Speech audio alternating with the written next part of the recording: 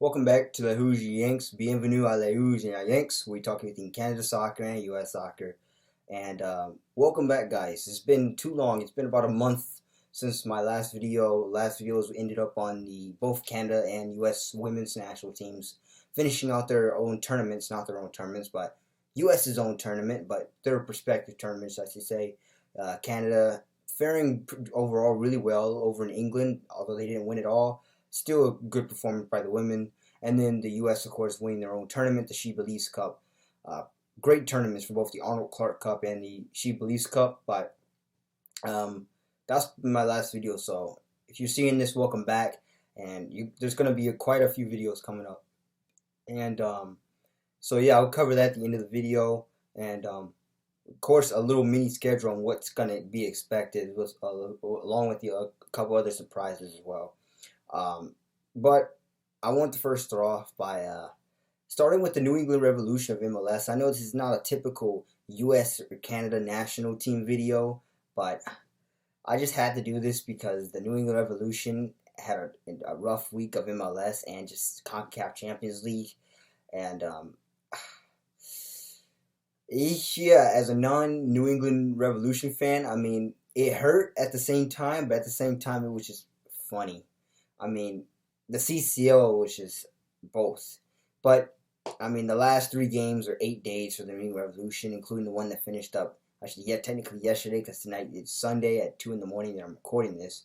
But let's start with the 3 games were all L's that the New England Revolution took. And, oh boy, let's talk about them. And so, yeah, let's... and keep in mind, I'm not doing without any notes. I'm just going based off of just what I saw and my emotions off of it. So going back to last Saturday against Real Salt Lake, New England was up 2-0, or yeah, they were up 2-0 basically until the 77th minute in the snow, I should mention. So it was all fun and games until all of a sudden Real Salt Lake came storming back and just in the last 15 minutes of the game, including a stoppage time winner in the 93rd minute, to seal the deal. And they were sliding in the snow. And yeah, and Real Salt Lake turned New England's night from joy into pain, just like that. And after the game, I can't remember who it was, but I think it was Carlos Hill who just, he wasn't happy. He got on the mic, and I can't say what he said on here because YouTube guidelines, but let's just say he was pissed. He was very pissed at the team's performance and just really not just the team but the overall conditions that they were forced to play in. You know, playing in the snow and how he's saying this isn't football. You know, it was just a sad performance. The last 15 minutes from the New England Revolution, but just seeing that, I was just in dismay and shock. I was like, how? I mean, you'd think 2-0 in 77-minute New England has this, or at the worst, they'll tie, right, if they somehow choke. They did the foolish choke, and I was just shocked. Like, I couldn't believe my eyes. Real Salt Lake was having a party. And New England was just, ugh. And yeah, Carlos still had his little rant, and kind of the correspondence to those to his rant kind of just told him, they said, well, suck it up, Buttercup. This is the MLS, right? And you're playing in New England where it's going to snow in the wintertime. Technically still the winter, but in March, it's still cold and there's still possibly snow.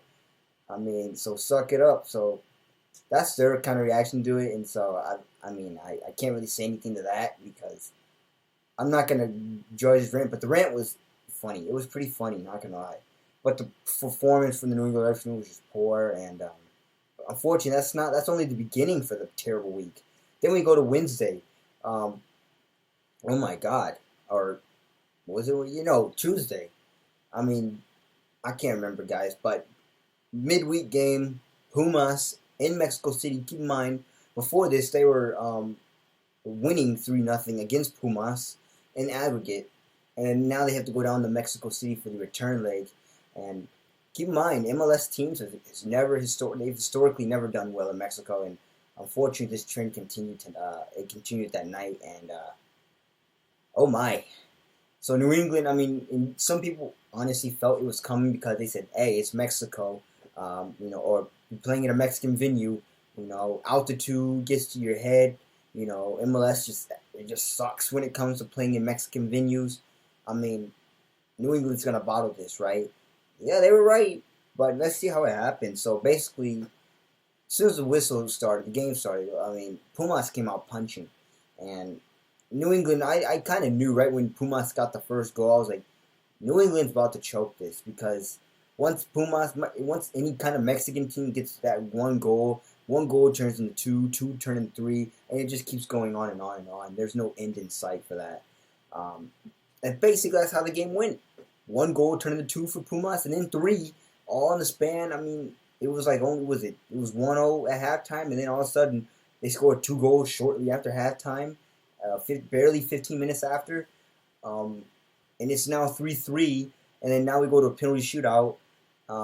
Keep in mind, Pumas won the last penalty shootout that I watched against New York City FC in the Leagues Cup last summer, and the New England Revolution, also the NYCFC, lost in the MLS Cup this last year. So I already knew deep down inside once this was going to penalty shootouts, New England wasn't going to win this one, and it was.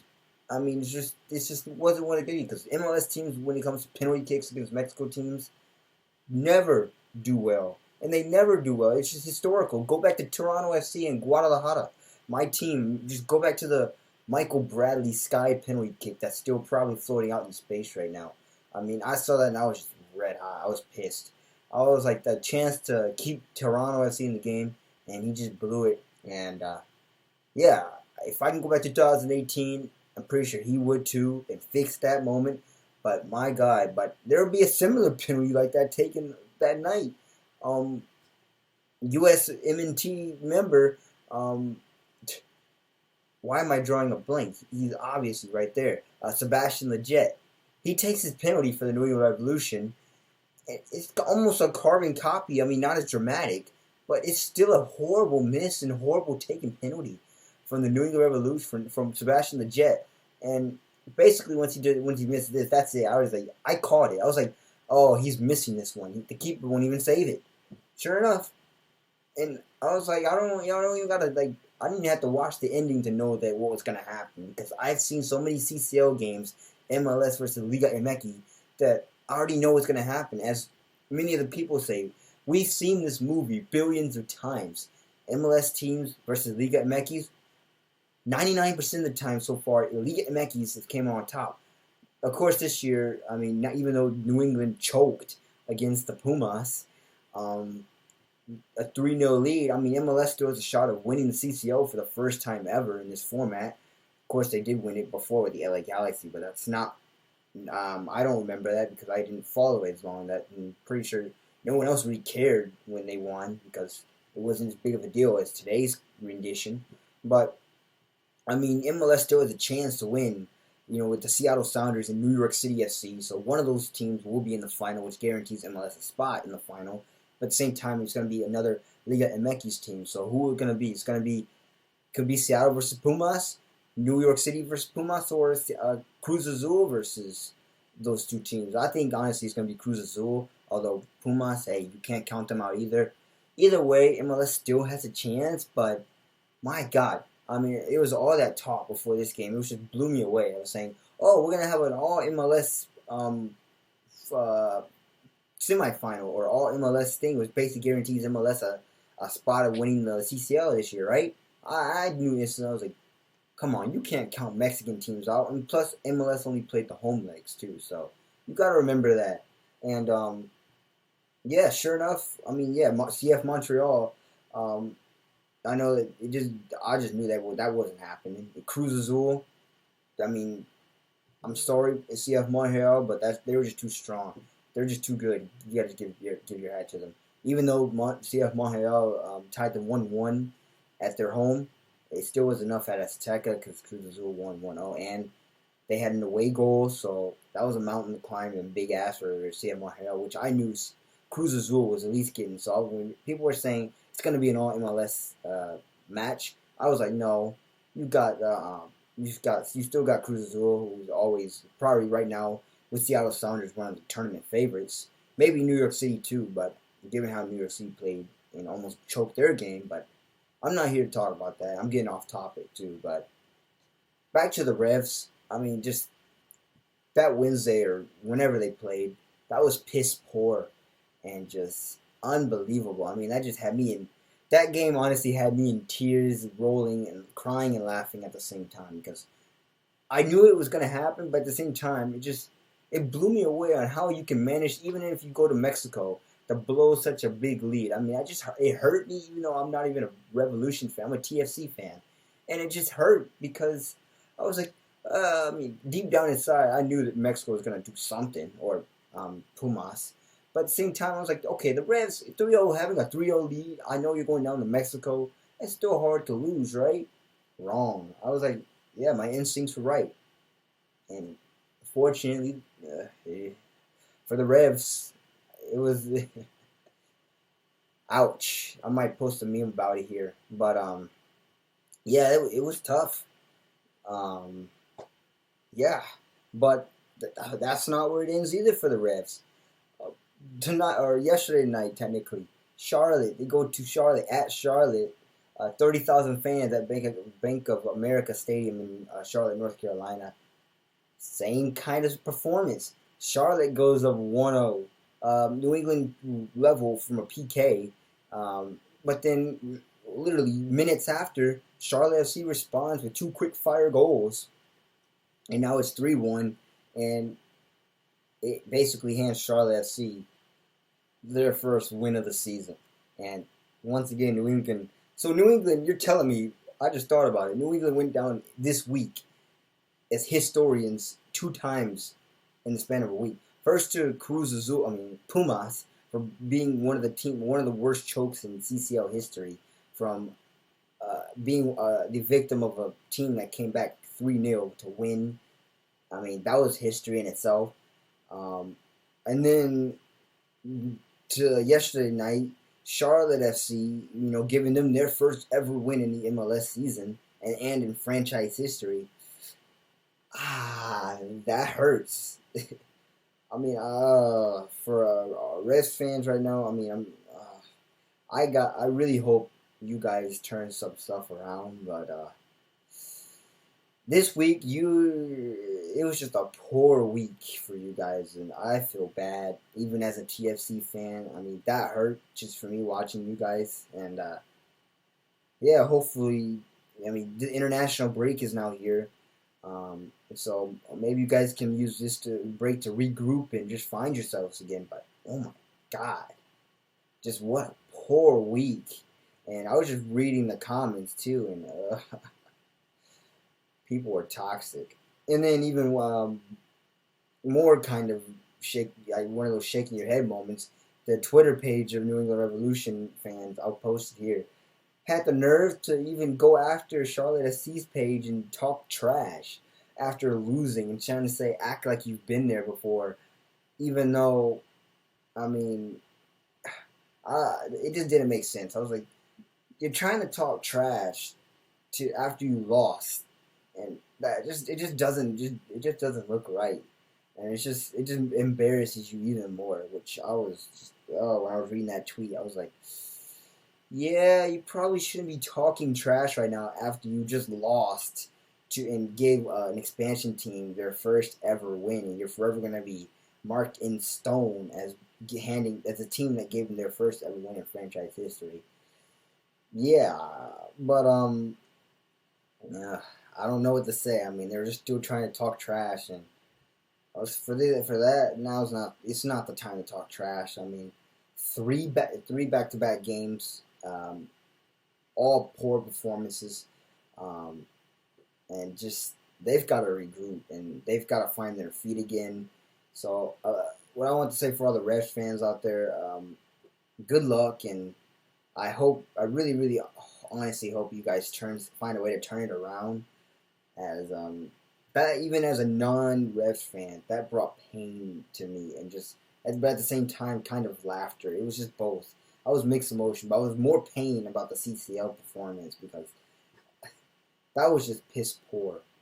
But Charlotte and Real Salt Lake, I mean, I didn't really care about that, even though they were funny to watch. because it's MLS, and really honestly, I care more about MLS teams doing well in the CCL than I do about in their own league, because MLS has never won a CCL spot, but they have a chance this year. But that's the reason why Pumas game really made me mad, even though I 100% saw it coming. So that's that for the New York Revolution. I just hope you guys really find this way to turn it around. Uh, we'll see. We'll see what you guys are gonna do. I'll keep my eye on you, even as a TFC fan, but gotta get it together. And then finally, I just want to talk about a few announcements I had. Um, Coming up, we have I'm going to be giving you guys, I think maybe later on, technically today is Sunday, a review of the U.S. MNT. If the Canadian net roster is released, I'm trying to do it them at the same time. But the U.S. MNT roster is already out for World Cup qualifying, and so if the Canadian roster is released, which they said it would be today, I'll be doing a reaction on that. But if not, I might just go ahead and just react to the U.S. video, and then when the Canadian roster comes out, I'll react to that when it does. But I'm hoping that they will do it at the same time to make it more convenient for me. But if not, fine. But you'll be getting a reaction from me from that. Most importantly, Canada, U.S. have their final World Cup qualifying window coming up, so I'll be doing those kind of games. By the way, I'll be at BMO Field for a sold-out Canada versus Jamaica game to Canada. If they can't do it against Costa Rica for whatever reason, if they do it against Jamaica, they can book their ticket to the World Cup qualifier, World Cup in Qatar later on this year. Which if they do it when I'm there, it's going to be a party. And I'm in the Voyager section too, so it's going to be fun. But hopefully they just get the job done against Costa Rica. Keep in mind, I'll talk more about that in detail and the difficulties that they face. But that's for tomorrow or whenever, should the roster be released. But that's that announcement. Also for Canada, we go to the women's side. 2 games. Their Canada women's soccer team continues their victory tour. Their gold medal tour, still celebrating, but this time it's instead of Montreal and Ottawa, it's going to be taking place out in Vancouver and Victoria, BC.